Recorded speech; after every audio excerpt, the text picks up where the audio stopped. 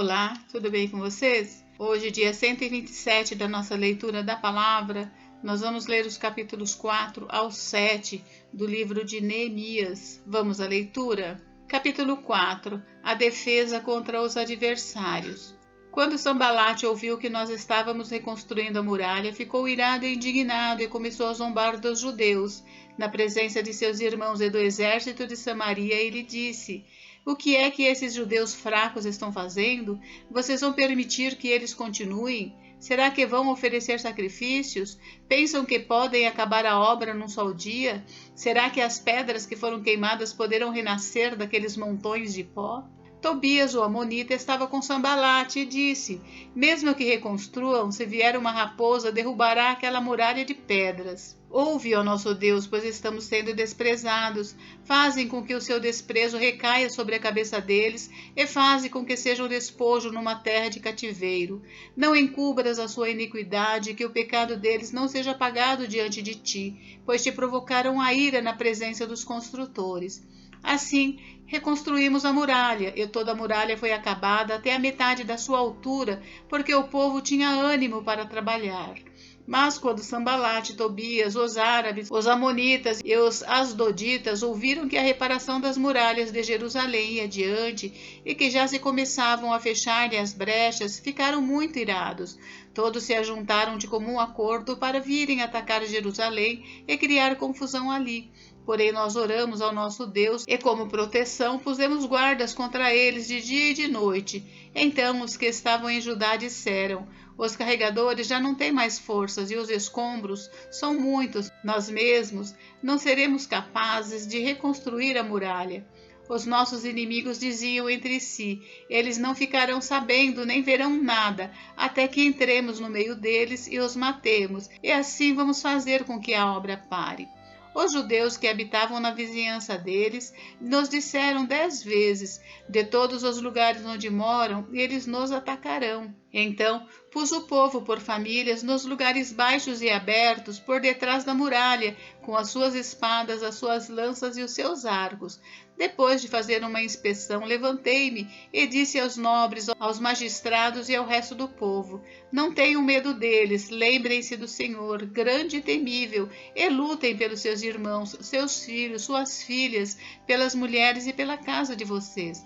Quando os nossos inimigos ouviram que nós já sabíamos disso e que Deus tinha frustrado o plano deles, voltamos todos nós para a muralha, cada um à sua obra. Daquele dia em diante, metade dos meus homens trabalhava na obra e a outra metade empunhava lanças, escudos, arcos e couraças. E os chefes estavam por trás de toda a casa de Judá que reconstruía a muralha. Os carregadores que por si mesmos tomavam as cargas, cada um com uma das mãos fazia a obra e com a outra segurava a arma. Os construtores, cada um trazia sua espada na cintura enquanto construíam. O que tocava a trombeta estava ao meu lado. Eu disse aos nobres, aos magistrados e ao resto do povo: "Grande e extensa é a obra, e nós estamos espalhados na muralha, longe uns dos outros. No lugar em que ouvirem o som da trombeta, ali reúnam-se em volta de nós. O nosso Deus lutará por nós." Assim trabalhávamos na obra, e metade empunhava as lanças desde o raiar do dia até o anoitecer. Também nesse mesmo tempo eu disse ao povo: "Cada um de vocês fique em Jerusalém com o seu servo, para que de noite nos sirvam de guarda e de dia trabalhem." Nem eu, nem os meus irmãos, nem os meus servos, nem os homens da guarda que me seguiam, tirávamos as nossas roupas nem mesmo para dormir. Cada um se deitava com as armas à sua direita. Capítulo 5. Medidas contra a exploração. Então se levantou grande clamor do povo e de suas mulheres contra os judeus, seus irmãos, porque havia os que diziam: "Somos muitos, nós, os nossos filhos e as nossas filhas. Precisamos conseguir trigo para que possamos comer e continuar vivos." Também houve os que diziam: "Nós tivemos de hipotecar as nossas terras, as nossas vinhas e as nossas casas para conseguirmos trigo em meio a esta fome." Houve ainda os que diziam: Pegamos dinheiro emprestado até para pagar ao rei o tributo sobre as nossas terras e as nossas vinhas. Nós somos da mesma carne que os nossos compatriotas e os nossos filhos são tão bons como os deles. No entanto, eis que sujeitamos os nossos filhos e as nossas filhas para serem escravos. Algumas de nossas filhas já estão reduzidas à escravidão. Não podemos fazer nada para evitar isso, pois os nossos campos e as nossas vinhas já são de outros. Fiquei muito irritado ao ouvir essas palavras e o clamor deles. Depois de ter pensado bem a respeito disso, repreendi os nobres e magistrados e lhes disse: vocês são exploradores, cada um para com seu irmão, e convoquei uma grande assembleia contra eles. Disse-lhes: nós, de acordo com as nossas posses, resgatamos os judeus, nossos compatriotas, que foram vendidos aos gentios. E agora vocês estão querendo vender os seus compatriotas para que tenhamos de comprá-los outra vez? Então eles se calaram e não acharam o que responder. Disse mais: não é bom o que vocês estão fazendo. Não é fato que vocês deviam andar no temor do nosso Deus para evitar a vergonha diante de nossos inimigos, os gentios? Também eu, os meus companheiros e os meus servos, lhes demos dinheiro emprestado e trigo, mas por favor, vamos parar com essa exploração. Peço que hoje mesmo vocês lhes restituam as suas terras, as suas vinhas, os seus olivais e as suas casas, bem como a porcentagem do dinheiro, do trigo, do vinho e do azeite que vocês exigiram deles. Eles responderam: vamos restituir e nada pediremos deles, faremos o que você está dizendo. Então chamei os sacerdotes e, na presença destes, fiz com que jurassem que fariam o que prometeram. Também sacudi o meu manto e disse: que Deus faça o mesmo, sacudindo para fora de sua casa e de seu trabalho todo aquele que não cumprir esta promessa, que assim seja sacudido e despojado. E toda a congregação respondeu: amém. E louvaram o Senhor, e o povo fez segundo a sua promessa. O bom exemplo de Neemias. Também, desde o dia em que fui nomeado governador na terra de Judá, desde o 20º ano até o 32º ano do reinado de Artaxerxes, 12 anos, nem eu nem os meus companheiros comemos o pão que me cabia como governador. Mas os primeiros governadores que estiveram antes de mim oprimiram o povo e tomaram dele pão e vinho, além de 40 moedas de prata. Até os seus servos dominavam sobre o povo. Eu, porém, não fiz assim por causa do temor de Deus. Pelo contrário, também trabalhei na reconstrução da muralha, sem comprar nenhuma terra, e todos os meus servos se ajuntaram ali para a obra. Também hospedei 150 homens dos judeus e dos magistrados, além daqueles das nações vizinhas que vinham até nós. O que se preparava para cada dia era um boi e 6 ovelhas escolhidas. Também à minha custa eram preparadas aves, e de 10 em 10 dias muito vinho de todos os tipos. Nem por isso exigi o pão devido ao governador, porque a servidão deste povo era grande. Lembra-te de mim para o meu bem, ó meu Deus, e de tudo que eu fiz por este povo. Capítulo 6. Planos contra Neemias. Quando Sambalate, Tobias, Gesem, o árabe, e o resto dos nossos inimigos ouviram que eu tinha reconstruído a muralha e que nela já não havia brecha nenhuma, ainda que até este tempo eu ainda não tivesse colocado os portões no seu lugar, Sambalate e Gesem mandaram dizer a mim: venha, vamos nos encontrar numa das aldeias do Vale de Ono. Na verdade, o que eles queriam era me fazer mal. Por isso enviei-lhes mensageiros para dizer: estou fazendo uma grande obra e não posso descer até aí. Por que devo parar a obra para ir me encontrar com vocês? 4 vezes eles fizeram o mesmo pedido, mas eu lhes dei sempre a mesma resposta. Então Sambalate me enviou pela 5ª vez o seu servo, que trazia na mão uma carta aberta. Nela estava escrito o seguinte: entre os gentios se ouviu, e Gesem também está dizendo que você e os judeus estão querendo se rebelar e que por isso você está reconstruindo a muralha. Também, segundo se diz, você quer ser o rei deles, e pôs alguns profetas para falarem a respeito de você em Jerusalém, dizendo: ele é o rei de Judá. Ora, isso certamente vai chegar aos ouvidos do rei. Portanto, venha agora e vamos em conjunto conversar a respeito disso. Mandei dizer-lhe: nada disso que você está dizendo aconteceu, você está inventando tudo. O que todos eles queriam era nos amedrontar. Eles diziam: as mãos deles largarão a obra e ela não será concluída. Agora, pois, ó Deus, fortalece as minhas mãos. quando fui à casa de Semaías, filho de Delaías, filho de Meetabel, que estava impedido de sair de casa, ele me disse: vamos nos encontrar na casa de Deus, dentro do templo. Vamos fechar as portas do templo, porque virão matar você. De noite eles virão matar você. Porém eu disse: você acha que um homem como eu fugiria? Alguém como eu entraria no templo para salvar a vida? De maneira nenhuma entrarei. Então percebi que não era Deus quem o tinha enviado, mas que ele falou tal profecia contra mim, porque Tobias e Sambalate o haviam subornado. Para isso o subornaram, para me amedrontar, e para que, fazendo isso, eu viesse a pecar, para que pudessem atacar a minha reputação e me afrontar. Lembra-te, meu Deus, de Tobias e de Sambalate, segundo as coisas que fizeram, e também da profetisa Noadia e dos outros profetas que quiseram me amedrontar. A reconstrução da muralha é terminada. A reconstrução da muralha foi terminada aos 25 dias do mês de Elul, em 52 dias. Quando todos os nossos inimigos ouviram isso, todos os gentios à nossa volta temeram e decaíram muito no seu próprio conceito, porque reconheceram que foi por intervenção do nosso Deus que fizemos esta obra. Também naqueles dias, alguns nobres de Judá escreveram muitas cartas a Tobias, e cartas de Tobias vinham para eles, pois muitos em Judá eram aliados dele, porque era genro de Secanias, filho de Ará, e o seu filho Joanã havia casado com a filha de Mesulom, filho de Berequias. Também falavam das suas boas ações na minha presença, e levavam a ele as minhas palavras. Tobias escrevia cartas para me amedrontar. Capítulo 7. Neemias estabelece guardas em Jerusalém.